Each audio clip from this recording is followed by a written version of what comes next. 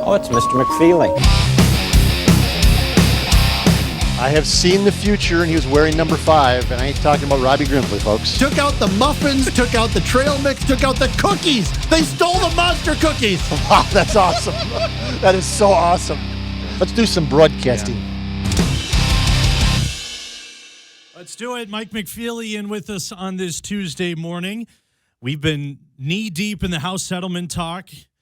During that whole commercial break, we were getting, it should be. Should be deeper than that, but I'm not sure you can say that on the air. You're how right. deep we are into this. You're right. Well, I appreciate you coming on and helping us break down this whole thing. I got a question for you. Oh, go ahead. Hit me. If WDAY TV has a roster limit of 35 people and they have to get down to that in 5 years, would they designate you? Most likely, no. Or would they just say, you know what?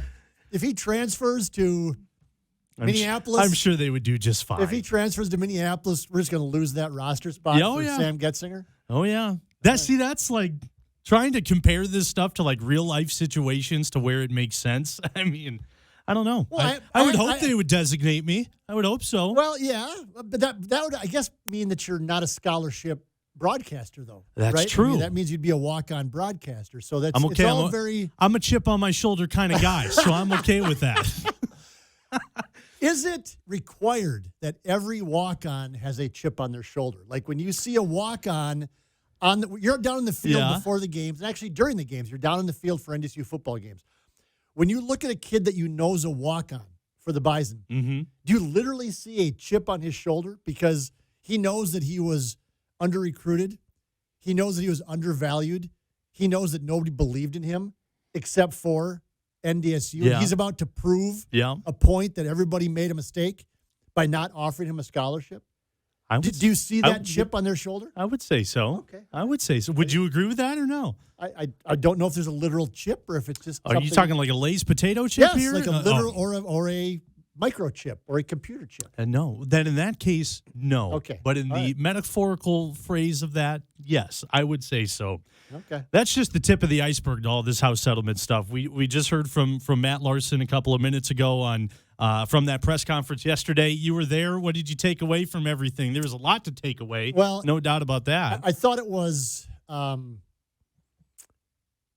informative. I'm glad that they held the press conference. I know that I was on a couple of South Dakota outlets yesterday talking about this, and they seemed to be really up in arms why NDSU waited to the last day. And I said, I don't know. That's not really a bad thing either. No, it doesn't matter. I mean, the deadline, I'm in the newspaper business, and deadlines, if my deadline is 10:30, then I might wait till 10:25 to get my story in because the deadline's 10:30. A lot of things can change, too, in that time. But NDSU had a press conference, unlike other regional schools that made this decision via press release or announced it via press release. I'm glad they did. I'm glad that Matt Larson got up there behind a microphone and took questions from us because it helped explain to me, frankly, some of the stuff that I didn't understand. You know, I mean, all of this stuff is so in the weeds and administrative and, designations and opt-in, opt-out, and all roster limits and all of these things, revenue share, institutional NIL.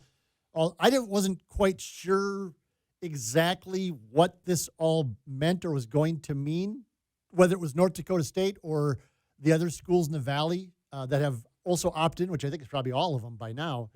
But it helped explain a lot of things to me that, they did it because they were worried about the walk-on program, that if they had to get down to a roster limit of 105 immediately. Right. That's 50, 60 guys. That's 50, 60 across all athletes, of the sports. Athletes, I should say, not just guys. I guess it reiterated to me that, because there was some talk that NDSU might wait a year and then kind of see how things, but once you wait, but you don't get the ability. So you have to be down to those 105 in football, for example, immediately. Right.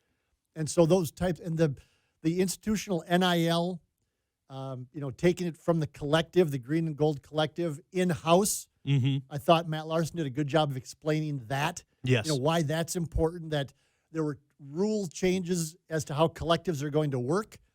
And so why not just bring it in-house and have the control over donations and how it's distributed and just sort of eliminate the middleman, basically. I mean, it's giving now to NIL or revenue sharing, if that's the way you want to put it, it's really just part of the fundraising arm of North Dakota State. Yeah. Right? I mean, if you're going to some wealthy donor saying, we need $1 million for a new meeting room or something, now you can go and say, you know what, we need $1 million to pay these guys because we don't want to lose Bryce Lance, Gray Zabel, Cam Miller, whomever. Right. And so that part of it to me is like, oh, okay. That makes sense. That makes sense to me. And obviously now there's incentives to that. If you do it tax deductible, it can help your positioning in team makers with priority points and stuff like that. And I talked to a couple of people yesterday before the press conference, and Matt Larson has reiterated this multiple times publicly, but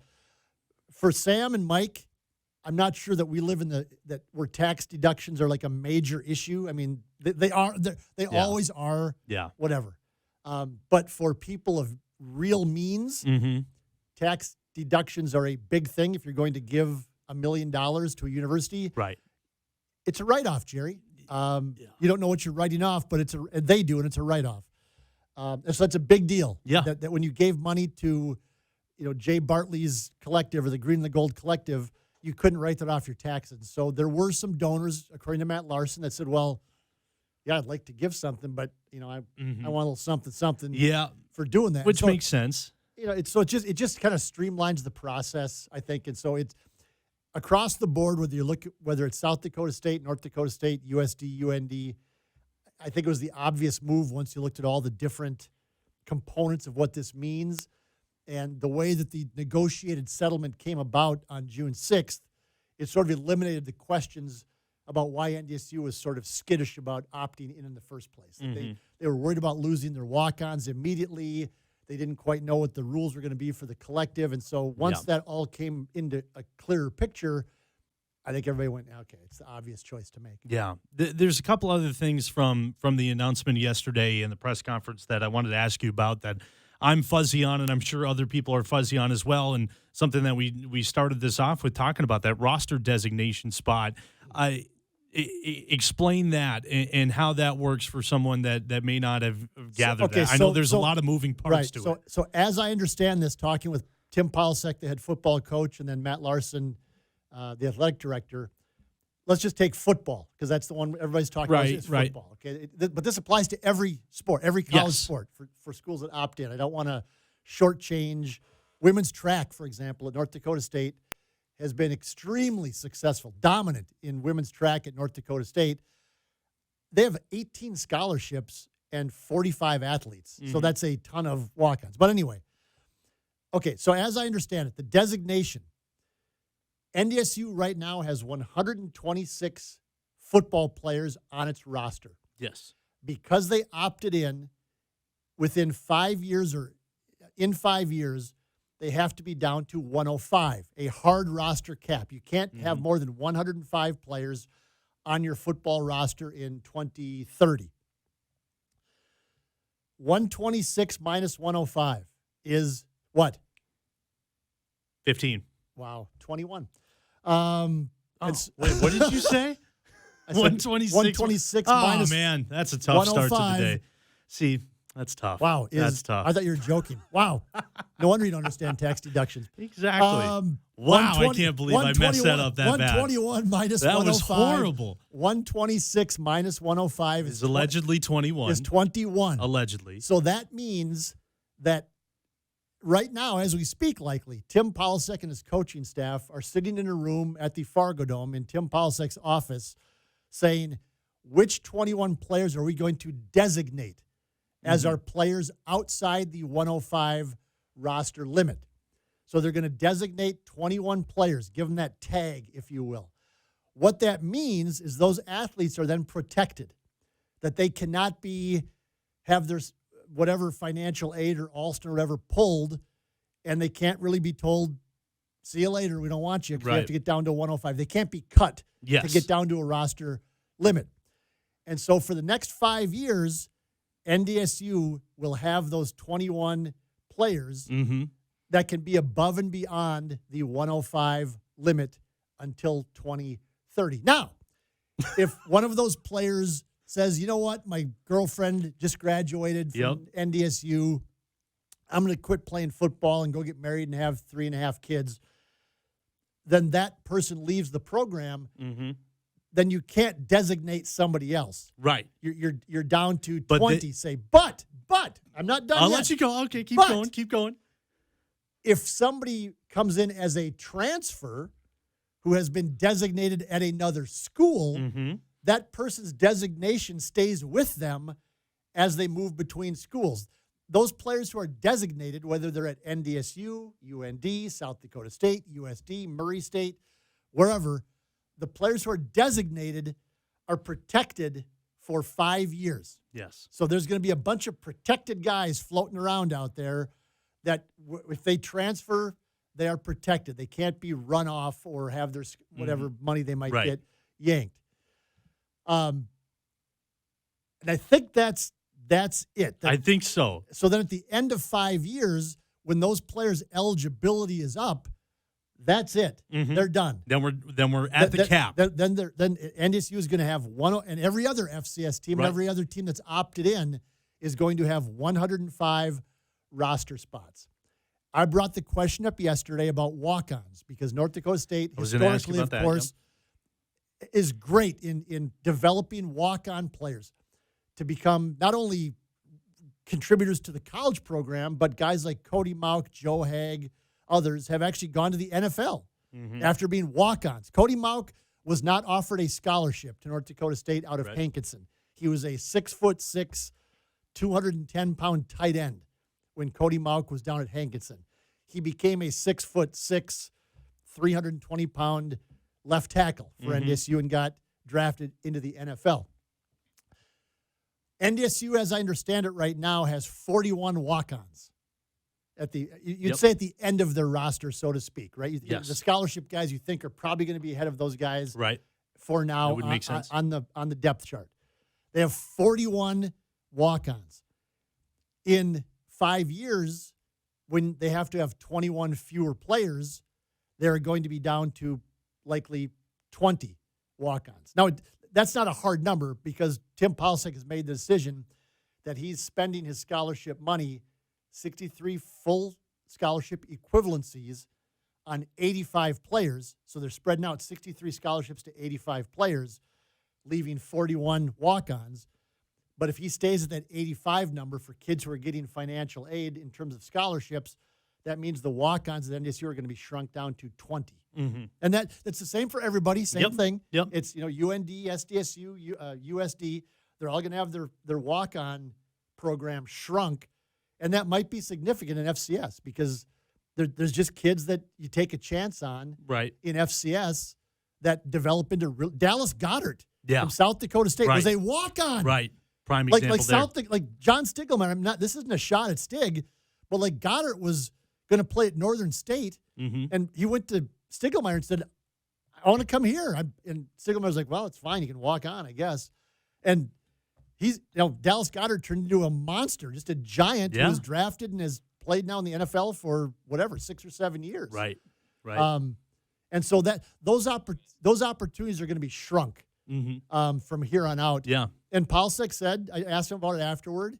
He said, we're going to have to be more scalpel-like in how we offer walk-ons. We're going to have to look at kids. And as it stands now, they just this kid's got a frame. Could turn into something. He's 6'5", maybe a little not quite fast enough, not strong enough, but we'll bring him in. Yeah. If he pays his own way to go to NDSU, we'll get him in the program. We'll put some meat on his bones. We'll see if we can't, up his quick twitch a little bit with Jim Kramer and the training program, and see if he turns into something. Yeah. They're going to have to be a little more, what's the word? Selective on their walk-ons and say, okay, instead of taking all these kids, we're going to take these 20 kids. Right. So and again, everybody's in the same boat. Did everybody get all that? You're going to be quizzed There'll on be that. a quiz. There's going to be a quiz on that later. Later today. Yes. Lot more to touch on with that. There's too. just a lot of There's stuff just going so on. much. Yeah. And I know that people, I don't know if they care. I just don't. I don't know. They just want to go to the games, say hooray for the Bison, beat these guys by 40. Let's win another national championship. But in the long run, this is going to matter because it's going to matter for everybody. Absolutely. Because again, if you can't have 40 walk-ons, you can only have 20 walk-ons, then you have to really be careful with what you do with those walk-on spots. Want to continue that here in just a second. I do have another question pertaining to that. But let's take a break. Let's let you catch your breath after that explanation, and we'll digest all that, come back, a little bit more house settlement talk, and some realignment news as well. I want to get into that conversation with Mike McFeely. Texas State, baby. That's coming up when we come back. San Marcos, Texas.